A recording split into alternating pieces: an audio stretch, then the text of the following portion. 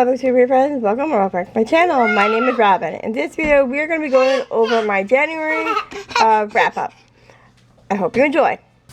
I'm doing this wrap up differently than my other wrap ups because I'm keeping track of what I am reading off my TBR this year, since I would like to read what's on my shelves or on my Kindle. And I read 16 books in the month of January. And I read 2 physical, 1 ebook, 8 library books, and I saved $91.92. And I read 5 arcs. My favorite book of the month was Morning Star by Pierce Brown. My least favorite was Nightshade and Oak. And my shortest read was You and the Dawn, volume 45. My longest read was Chain of Iron by Cassandra Clare. I continued 6 series, and I read 3 books off of my 26 in 2026. I read Beth is Dead, and that was a carryover from December, and I gave it 4 stars. I read Spy Family, volume 15, and I gave that 4 stars. I read Morning Star by Pierce Brown, and I gave that a 5 star. I read Seven Husbands of Evelyn Hugo by Taylor Jenkins Reid, and I gave that 4 stars. I read Communicate, volume 16, 17, 18, and 19. I gave them all 4 stars. I read We Who Have No Gods. I gave that 3 stars. I gave You and the Dawn, volume 45, 5 stars. I gave The Fantasy Cherry Blossom Bookshop 4 stars. And I read Choking on Love, volume 1 and 2, 4 stars. I saw someone on Instagram mention this series and I wanted to check it out, and I saw that my library had it offered. I have Chain of Iron by Cassandra Clare. I gave that 5 stars. I read Love Me Tomorrow, and I gave that 3 stars. And I read Nightshade Oak, and I gave that 3 stars. All in all, this was a great reading month for the month of January. Now let's go to my book reviews to show you how I'm doing my reviews for this year. Alright, now we're going to go on to my spreads. These Morning Star by Pierce Brown was my first 5-star of the year, so I made 2 spreads for it. Here is the song that the main character's wife sings in the story, If You Know, You Know. And here are my thoughts and my review of Morning Star. There was so much action and multiple things going on in the 3rd book of this series. I did not want to put the book down. In this book, I started not liking the main character, though, unfortunately, compared to the other characters. But I'll see how I feel with the rest of the books in the series. The way this book went and finished was absolutely crazy. I'm glad I continued the Rising Saga because now I feel less intimidated to start books based on genre and length. My next one is We Who Have No Gods. I like this book, but it felt too predictable, so I gave it 3 stars. This is also an arc I got from NetGalley. A strong start that very slowly turned into a feeling like a young adult novel. I flew through the first half of the book, and I was curious where the story was going. The fighting scenes, I really enjoyed descriptions and feeling like I was there in the story. The story was entertaining, and I enjoyed most of the book. But when the romance was introduced, it felt more forced than wanting to be together. The story succeeded with giving a world with magical components and witches. This is a solid 3-star read for me. And I really enjoyed the design from the book cover. so I made my own design like it on top. And my next read, I rolled it over from December, but that was Seven Husbands of Evelyn Hugo by Taylor Jenkins Reid. I finally got to this book.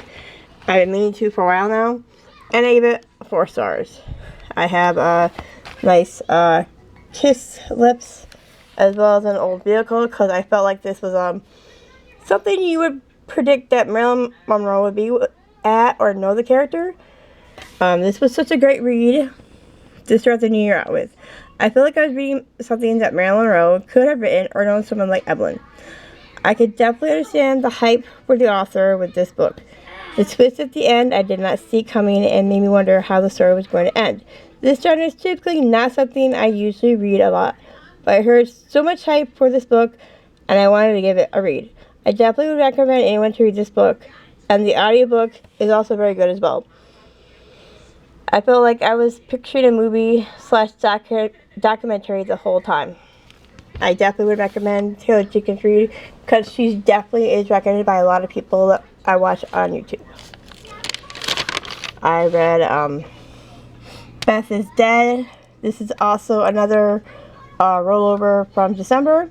This is the same story as Little Women, but in a mystery thriller idea.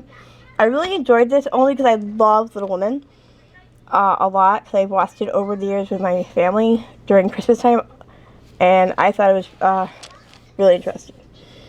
I really enjoyed watching Little Women with my family growing up almost every Christmas break, and when I saw an arc was available of a contemporary reimagining of it, I wanted to read it. Throughout this story, I was trying to figure out who could have killed Meg, and I kept guessing multiple people, but when we finally found out who did it, I was disappointed on the how and why it happened. I still enjoy the story, the characters, and the concept behind it. So I definitely would recommend, if you love Little Women like I do, to read this reimagining, because it's definitely different than Little Women, because this is set in today where there's cell phones and everything else. So I definitely would recommend. My next read was the Fantasy Cherry Blossom bookshop. This made me rethink Japanese translated work, because I tried multiple ones before, but this one helped me a lot. Realize, they go slow, they're supposed to be. So I definitely would recommend this book, as well as trying other ones, just to see, what is your type of reading taste as well. I gave this one 4 stars, and I believe it's out already, so you can pick it up at your nearest bookshop, as well as Beth is Dead. I asked for this arc because I wanted to see if this story would encourage me to try more translated work. It in fact, has encouraged me to read more translated books in the future. This book is composed of 4 chapters having interconnected stories and arranged around individual tales of different characters who undergo various difficulties in life. I would encourage anyone to read this story and be prepared to add some tissues for those tears. I also read another arc, and that is Love Me Tomorrow. And this was a really cute young adult read. I definitely recommend these for the younger readers. I wish there was more magical realism though, because I really like that concept of someone in the future writing it to someone in the past. But other than that, I really enjoyed this book. I would recommend younger readers to read it, because even though I liked the story, I just didn't get much out of it because I am older and I learned from, what I want from my love in my life. So I definitely encourage someone that is younger to read this to get the idea of love. I read Nightshade and Oak, and I gave this one 3 stars. I really liked Green Teeth by this author, but unfortunately the pacing is my only problem with this author, so I would recommend, because I really enjoy the characters in the story, and other people might enjoy her writing more than me. And my next 5-star read that I had for the month was Chain of Iron by Cassandra Clare. I gave this one 5 stars. I have no idea how this author ended this book the way she did. I am literally terrified because I'm starting Chain of Swords this month, and I feel like I'm going to be crying at the end of this. But I really enjoy Cordelia Carstairs in this series because she's so relatable, and the yearning between Cordelia and James was perfect. Cassandra Clare can do a yearning so good that I am literally looking from any other series. So when I'm done with this one, I'm probably going to try the Sylvan Kingdom next, but I need to finish the Shadowhunter series because I want to know what happens. I would encourage anybody to check out the Shadowhunter series, whether it be the City of Bones if you're a young adult reader, or the Infernal Devices, depending on how you want to. If you are one of those people that likes to do it in order or not, I would encourage you to pick up Cassandra Clare because she is the best of this series. Okay, and the worst book from January was Nightshade and Oak, only because the pacing was slow, but I still would encourage anyone to check out any book if you are interested in it. For my favorite book bracket, I chose Morning Star by Pierce Brown, only because even though I had 2 5 stars, I really enjoyed Morning Star more because I didn't know what was going to happen. He's literally, as the reader, you don't know what's going to happen. He doesn't really tell you everything, so it's more of a surprise. And I really enjoyed Chain of Iron. I literally had to go back between both of them and wonder which one I really liked the most. So I went with Morning Star by Pierce Brown. And for my 26 and 26, as you can see, I read Morning Star, which I gave a 5 star, which is blue. I gave Chain of Iron 5 stars, so that is also blue. I gave Seven Husbands of Evelyn Hugo 4 stars, so that is purple. And I read The Night and the Moth at the end of December for my last read because I got it from Libby.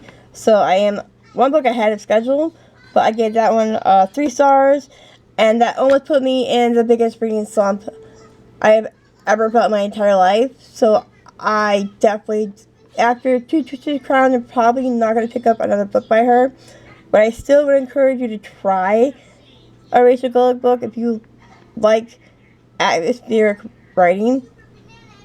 But yeah, I don't think she is for me.